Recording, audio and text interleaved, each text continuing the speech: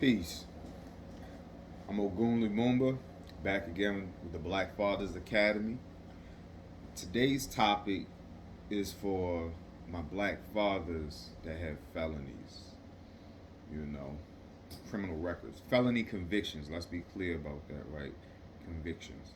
But we're going to touch in a little bit deeper than that as well because there's definitely nuances, within that. Whereas when it comes to doing for ourselves and our family financially. And one important thing is that we need consistent income, right? We need consistent income. And that can come from whether you work for yourself, whether that's self employment or you have a job.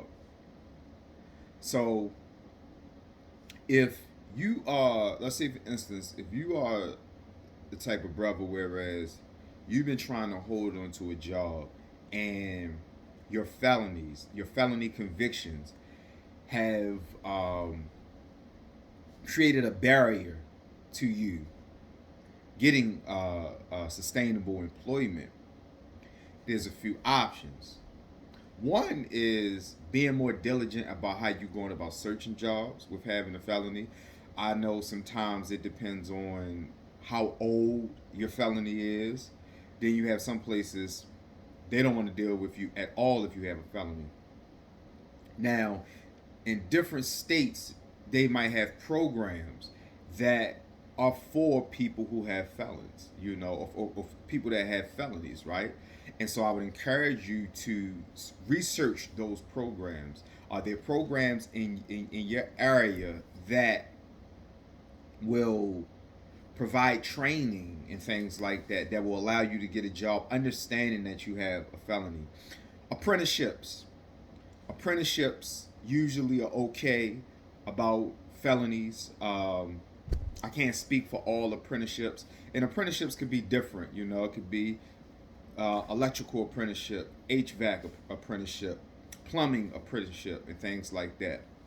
But with those type of careers or those type of trades that will really be able to allow you to sustain yourself, to be able to get a grounding, and building yourself up and your family, right? So with that being said, is look for programs that assist people with felonies. And while this is on my mind, if you are the type of person that over the years you had just incurred a lot of charges, they never made it to convictions, they was dismissed, no process, all of these different things, this stuff starts to build up on your record. And so when employers are pulling your record, or other people, because it's not just employers, you could try to move somewhere, certain places that you try to move to, they're actually searching your background and things like that. Places, renters, homeowners who are renting their properties out to tenants, some of them do background checks, right? And when they just see a long rap sheet, even if it's not convictions, it just don't look good. It doesn't look presentable, especially if you are a person who has changed your life and your current behavior in ways does not reflect what that rap sheet shows. Go about seeing how you can get things expunged, right? Go to your local courts, look into the expungement process, right? So, me personally, I remember, years ago, man, and this is some years ago, man, I done been locked up for weed a few times. So, what was it? CDS possession, I think. CDS possession. I know one time I probably had like three of them charges. It was just little ridiculous stuff that stacked up on my record, right? And in the beginning of my family journey, I went to the local courts. And here in the state of Maryland, I live in the city of Baltimore.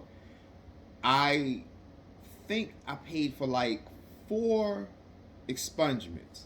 And at the time, they were $30 a piece. So 120, I got my receipt from the courthouse. I was able to get 4 expungements that day for stuff that was just sitting on my record, just stuff just sitting there. So charges, get those things expunged, right? Now, in 2003, I was arrested and I sat for a while until trial for attempted murder, right? In 2003. I was found not guilty. In trial, I was found not guilty. And when I came back home, once again, I'm trying to get back on my feet. Job. This is before I was a father, though, right? But anyway, it was hard for me to really find employment. So I found myself moving around the temp agency circuit a lot, which could be a game for a lot of us as black men. Not saying all temp agencies, but some of the stuff is we can get stuck there, right? And I've seen it, right? So when people were looking at my record, besides the fact, I didn't even add that I do have a felony. My felony comes from, let's see what year, 2002, right? 2002 is when I first became a felon, and I was 16 years old, charged with an adult felony at 16, right? And so, yeah, because it was April 2002 when I was convicted, right?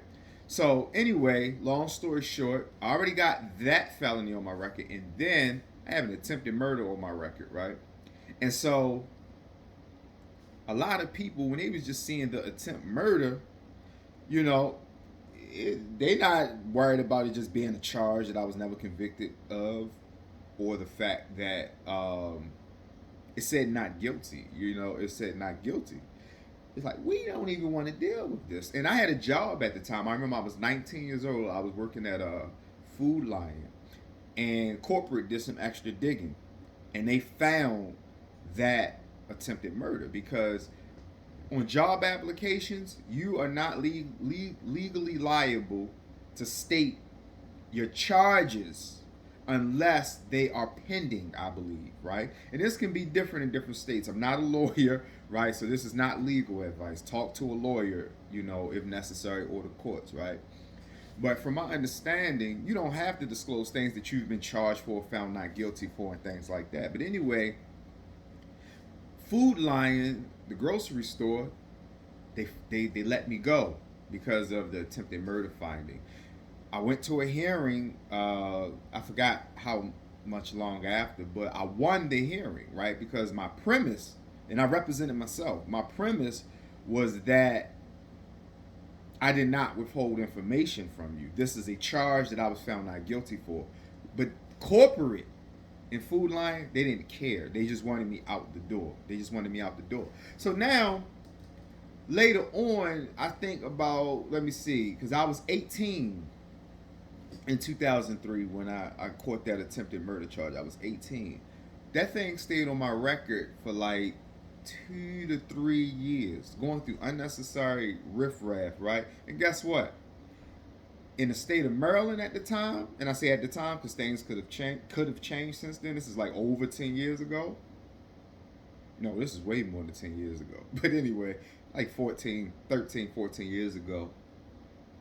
To get a charge, if you've been charged with something and found not guilty, the expungement is free. So due to the fact that I wasn't in the mix doing diligent research at the time, I'm walking around with a severe charge that makes me look bad on my record, which was free to get removed. But I had to come in, do the paperwork in order to get it removed, right? And so we don't want to allow our criminal records to stand between us and our prosperity, especially if we want to be able to get a job, to get a grounding, even if we do want to build on a business and we don't want to work for anybody. Some of us still make the decision to have jobs so that we're able to sustain ourselves in the meantime, because that's number one. It's sustaining self and our family. That's number one. It's being able to do our duty, to be of a provider to our children. And sometimes with us who have caught felonies, especially brothers that came up like me, we caught felonies young, very young. Some of the brothers that I came up with, we was catching 16, 17 years old, getting felonies, um, doing prison time. A lot of the brothers that I came up with, they was doing prison time. 17 years old, 3 years, 3 years and some change, right out the break. Didn't come on till he 2021. Then when he turned about maybe like 3 years later, go back to prison for like 8 years, right?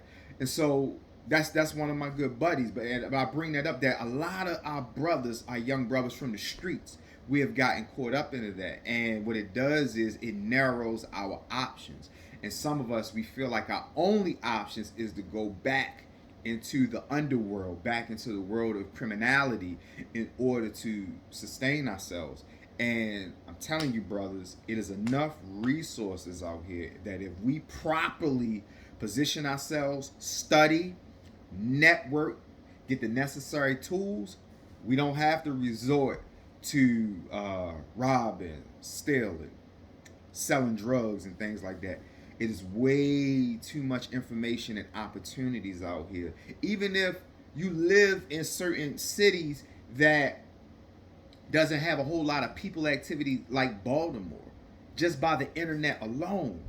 For those of us who are diligent with these phones that I'm on right now, for those of us that's diligent with just technology, people are making fortunes, and there are brothers that are making fortunes, and I send a salute to these brothers, who are being staples in their family because they're taking their will and they're doing something with it.